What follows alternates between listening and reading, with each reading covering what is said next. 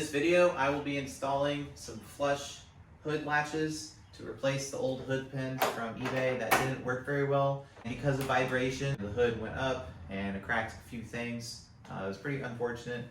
Today, we're gonna fix that with some better hood latches. All right, so let's start off with why you need hood pins in the first place. They're not really required. If you have a normal hood from the factory, then the original latch just works fine. Some people install these because they look cooler. I personally don't think so. If I didn't have hood pins in this already, I would just keep it with the stock hood latch. Unfortunately, somebody already did drill holes into this and put very cheaply made hood pins. So I'm not a big fan of these types. So I'm going to be putting in a little more flush. Usually people put these in straight down the line of the car, either that way or this way. But unfortunately, since I already have a screw hole right here, then I'm gonna have to put it to the side. It's honestly personal preference, but as long as you keep them symmetrical from the left to the right, then you should be good to go and nobody's really gonna care about it much. All right, let's get into it. Okay, so I got both hood pins off, the original ones. This is the part that I was talking about. That's an issue for people. So you see how the underside has an extra layer to it? I'm gonna have to drill through that to get to all the screws that go around the next hood latch. One thing that won't be covered in this video, you're gonna have to drill a hole right here if there isn't one already, and make sure that's lined up equally from each side so that it looks matched when you install the actual hood latch. So just remember, this is just one extra step that I'm not gonna be doing because it was already drilled, but you're gonna have to drill a hole right here. I got my first hood latch mocked up. I have double-sided sticky tape to hold it temporarily in place. I'm gonna do this one first and then match up that placement with the other one. I've gone back over and I put masking tape on just so when you're cutting this, you don't get any sharp edges and there's less chance for chipping around the edges when you are cutting it. But this is the general shape. I'd recommend doing this. It's not completely necessary, but it will help out. So what I'm gonna be using for the cutting is this, what is this called? I forgot. Electric cutout tool. Harbor Freight, again, if you're watching any of my other YouTube videos, everything I have is Harbor Freight.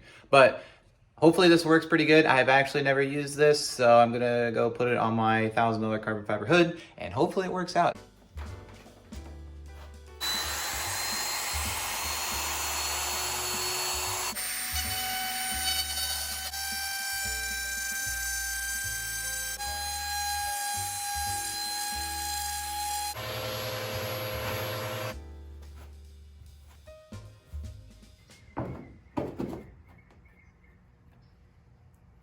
All right, so now that I have one of these hood latches installed, lined up correctly, I want to make sure that this is angled the same side as this one. So I'm going to be using a stencil, lining it up with the edge right here and the corner, and then cutting out the edge of the hood latch so that I can flip it and do it on the other side.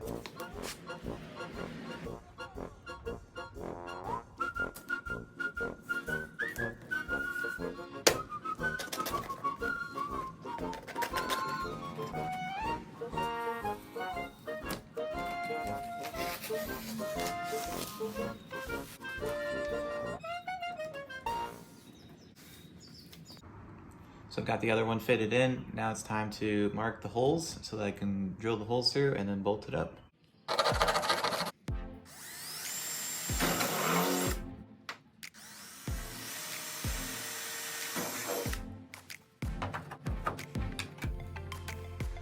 Something I had to do was drill out these holes even bigger so that I can be able to fit a socket into them so I can get the little bolts onto the other side. The only thing that I found to work out, I've tried magnets, I've tried everything, but what I did was I took this socket and I stuffed it full of cloth, paper towels, so that this nut is sitting on the surface, and then I'll put this little washer onto it right here and then tape it up so it doesn't fall into the hood. The hood latches are all installed. It's time to put these in. As you can see, the ones that I took off are way shorter than the one that came with the kit. I'd rather use this one because it's got a little bit narrower head, so it's going to slip in a little bit better. So what I'm gonna do is trim this one down.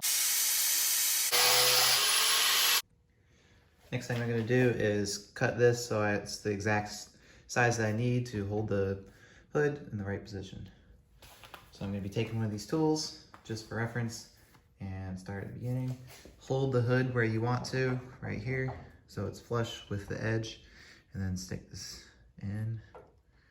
See how far it goes down.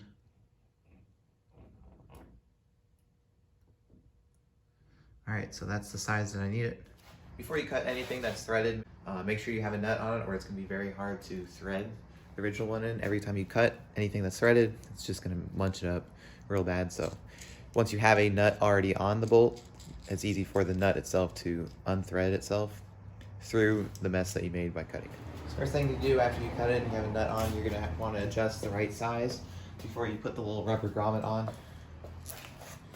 So just start off with an estimate of where you think it should be. I'm gonna say about there.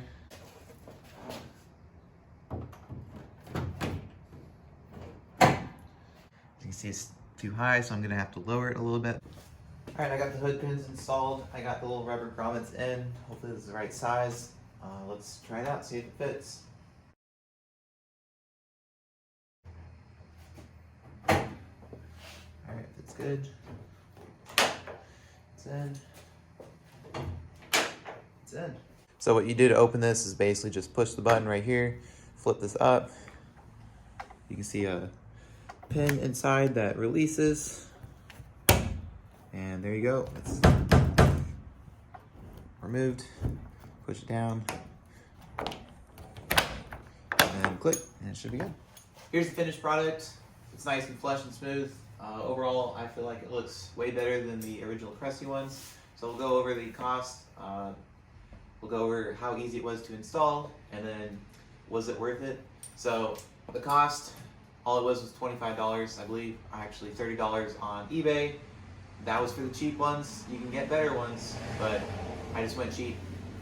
That's your own personal preference. I'm gonna have to re-glue this sticker on, which is unfortunate, but overall I feel like it was a success. So the cost was good. The overall difficulty is very nerve-wracking cutting into your carbon fiber hood.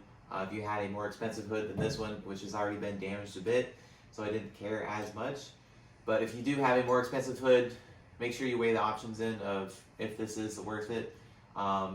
Doing it yourself or having someone who's done it before install it for you. It's your own personal preference. Honestly, the thing that helped out the best was the cutout tool that I use. It works perfectly. As long as you trace out the right lines, then it's going to work out pretty good. But overall, it was worth it. I feel like it's going to look a little bit better at car shows and function a little bit better too. Hope you enjoyed this video.